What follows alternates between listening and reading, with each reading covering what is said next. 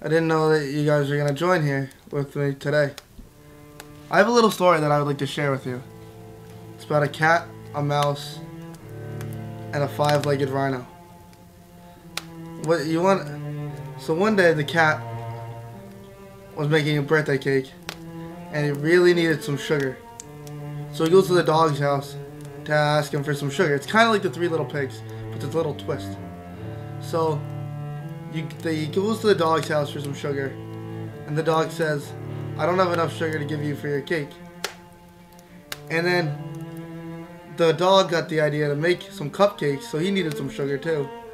So they both go over to the five-legged rhino's house, and the rhino happily had some sugar, but there's some stuff that they needed to do.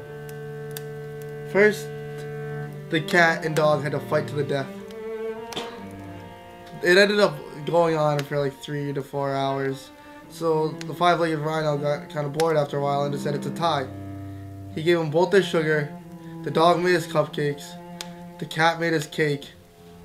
And all three of them just happily ate both of them. The end. There's another story I would like to tell you today. It's about Jesus, Sammy Sosa, and Pablo from Backyard Baseball. Pablo was playing Backyard Baseball 2001 with Sammy Sosa, and he kept pitching it to Sammy, and Sammy wouldn't hit it.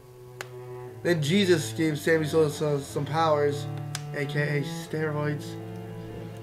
And then Jesus comes in, and then he ends up seeing Kobe Bryant and Michael Jordan. So after Jesus was pitching it to Sammy Sosa, they ended up seeing Peter Griffin and Lisa from The Simpsons crabbing in the ocean. So they all were crabbing in the ocean. They caught a couple crabs. And then they saw Chris Hansen and they caught a couple predators. But that's beside the point. Because what I'm really getting at is the Ellen DeGeneres episode that I saw last night. It was about how she was trying to save 400 African American starving children from Africa. They live obviously under the poverty line, and Ellen was nice enough to try to make them American citizens.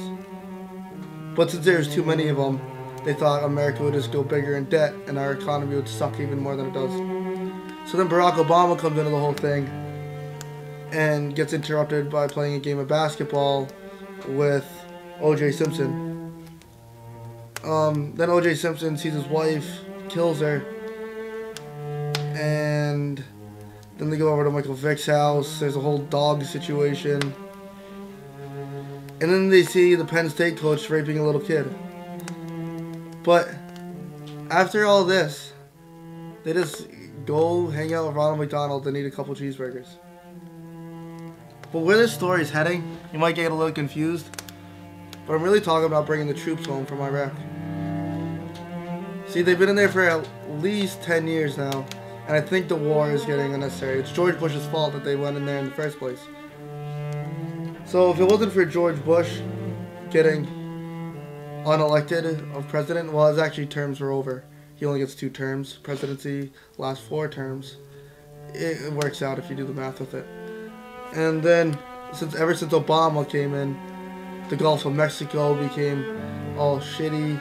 BP dumped their oil inside it.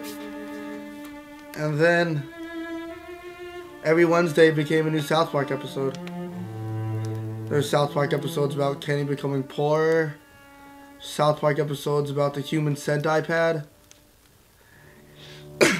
And Mac becomes fat in Always Sunny in Philadelphia. But besides the point, Joe and Family Guy should be able to walk eventually. This whole story is all about making music with Mrs. Lindenberg. Just kidding, because she's an art teacher. I was testing you. You guys passed. And I don't think the story is going to conclude anytime soon. So let's just talk about the hole in the ozone layer. It's caused by littering, buckets of trash loitering, just around the America's system of pedestrian towns. You don't want to go into residential areas anymore because there's so much trash. And the more trash, the more problems. But the more problems is caused because of the more money. Biggie Smalls said more money, more problems. And if you take that to heart, it makes sense. Because you don't want cents, you want dollars. But the more dollars you have, the more problems you have. And then the more problems you have just brings you into segregation of Martin Luther King. And one of his most famous quotes was, "It's never a bad time to do the right thing," or something like that. And Malcolm X was also in that era. Harriet Tubman led the black people in the Underground Railroad, but wasn't even close to this time.